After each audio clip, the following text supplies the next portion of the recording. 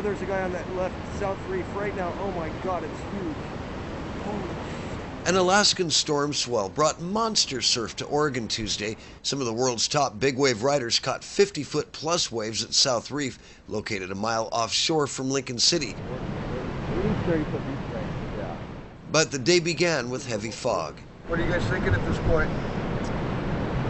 I think we're getting ready to launch the skis, go out and give South Reef a whirl. What's it like when it's more foggy? I mean, obviously, you got kind of spooky circumstances already. That can't help. I never, ever, ever like to be in fog. I hate fog. It's the worst. It makes it real spooky, and it's really hard to see everything around you. You never know when it's going to come in and sock you in. So for me, it's just a matter of I'd rather wait for the fog to kind of burn off a little bit and just be safe and smart about it. And I always like to see where I'm going. Playing the game of odds, that you know, trying to read a wave that you don't know what's going to do tends to make it a little bit dicey, because yeah, I'm not seeing a defined peak and a clean exit. The crew headed for a boat ramp on the Siletz River to launch their watercraft. Another day at the office. These high-performance skis are used to launch surfers like Eric Akiskalian into some of the biggest waves ever ridden. Getting a little more promising, Eric? Oh yeah, guys, it's on. We just gotta load her up and get out there. Doing it. We're like they say on Toast Surfer. Yo, Josh, let me get one. Let me get one around with Keith real quick. Yeah.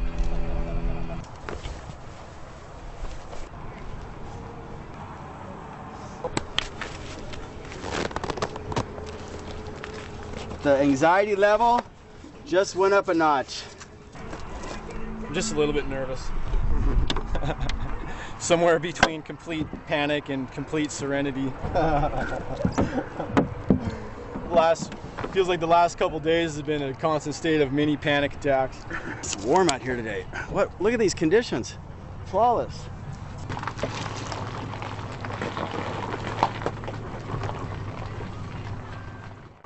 You guys ever worry about the craft cocking out there? Yes. That's a pretty good record, though. Yeah, I mean, it happens. It's not a matter of if, it's just a matter of when. You know, something will always go wrong with the craft or Mother Nature, or, you know, incidents is always happening. You just have to be prepared, stay calm, and just react accordingly. Slow as pro, and just be smart about the decisions you make when you're out there.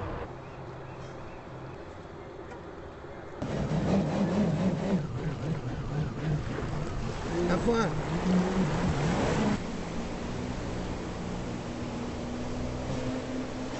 The raging surf conditions made launching from the beach look like a pretty bad idea, so Eric, his tow partner Keith Galbraith, and others launched on the river, where they traveled through Siletz Bay, out the non-navigable harbor mouth, and into the ocean, where they headed north to catch the swell on the South Reef.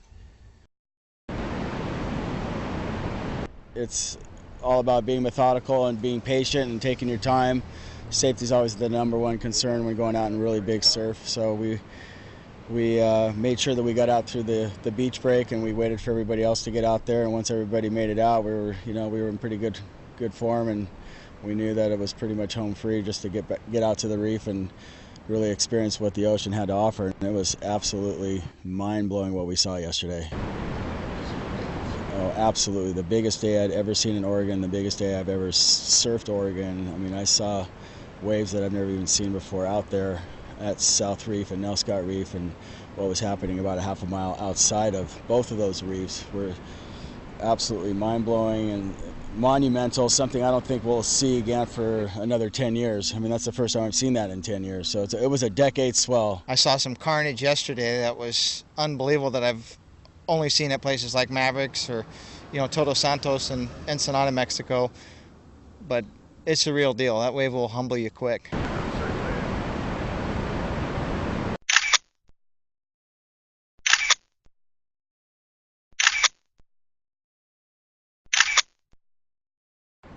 Oh, my best wave, definitely. I probably rode the best wave of my life yesterday, hands down. If not probably it's rated in the top 3 waves in the last 10 years. None of our crew got hurt. We all got great waves. Keith got good waves. Christian got good waves.